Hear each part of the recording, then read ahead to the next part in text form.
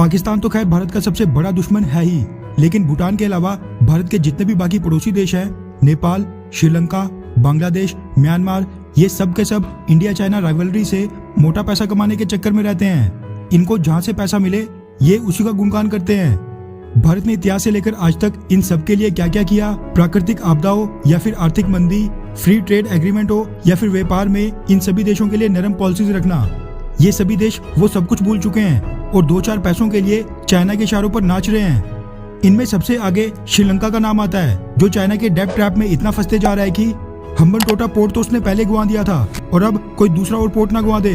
श्रीलंका की बात करें तो यहाँ पर पिछले कुछ समय से ऐसे पॉलिटिशियन सामने आ रहे हैं जिनसे देश की अर्थव्यवस्था तो सुधर नहीं रही है, मगर उल्टा ये चाइना से लोन पे लोन लिए जा रहे हैं। वैसे देखा जाए तो ये श्रीलंका के लिए नुकसानदेही तो है ही, लेकिन भारत के लिए भी ये बहुत ही बड़ा सिक्योरिटी थ्रेट बनते जा रहा है।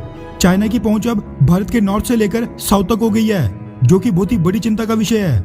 लेकिन इतना कुछ होने के बावजूद भारत तब भी श्रीलंका के साथ बहुत ही पेशेंस दिखा रहा है और जब भी श्रीलंका के ऊपर कोई भी छोटी बड़ी मुसीबत आती है तब भारत ही उसकी मदद के लिए आगे आता है। हाल ही की बात करें तो कोविड-19 से लड़ाई में भारत ने कोविड-19 वैक्सीन के 5 लाख डोजेस श्रीलंका को बिल्कुल फ्री में दिए थे।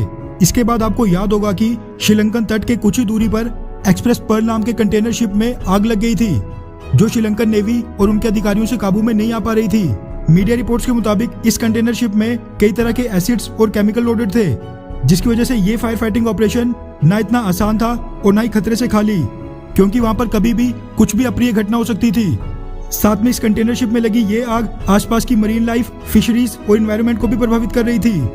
ऐसे मौके पर श्रीलंका की मदद के लिए और कोई देश नहीं बल्कि भारत ही सामने आया था।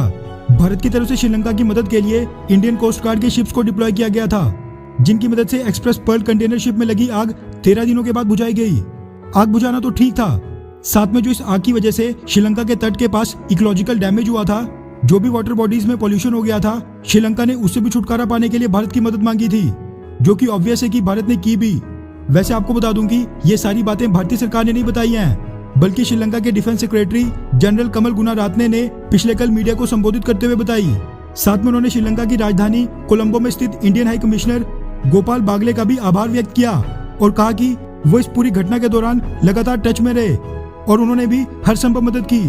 कमल गुनारात्ने ने कहा कि भारत ने श्रीलंका की तरफ जिस तरह से मदद का हाथ बढ़ाया और भारतीय सरकार ने इमीडिएटली अपने रिसोर्सेज डिप्लॉय किए, उसके लिए हम भारत के शुक्रगुजार हैं। साथ में श्रीलंकन डिफेंस सेक्रेटरी ने एक ट्वीट करके ये भी लिखा कि इस घटना से दोनों देशों के बीच पीस, सिक्योरिटी और सेफ्टी में सहयोग का महत्व सामने आ गया है, ताकि स्ट्रेटेजिक स्पेस, मैरीटाइम एनवायरनमेंट और फोकस्ड एरिया में दोनों देशों के बीच द्विपक्षीय सहयोग को बढ़ाया जा सके।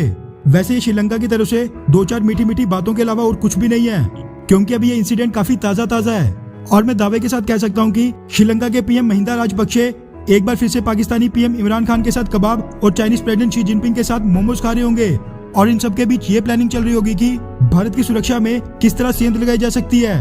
खैर, क्या आप एक पड़ोसी होने के नाते श्रीलंका के ऊपर विश्वास करते हैं, हाँ या फिर नहीं? नीचे कमेंट करके अपनी राय जरूर बताएं।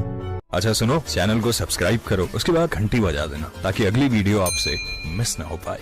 Thank you.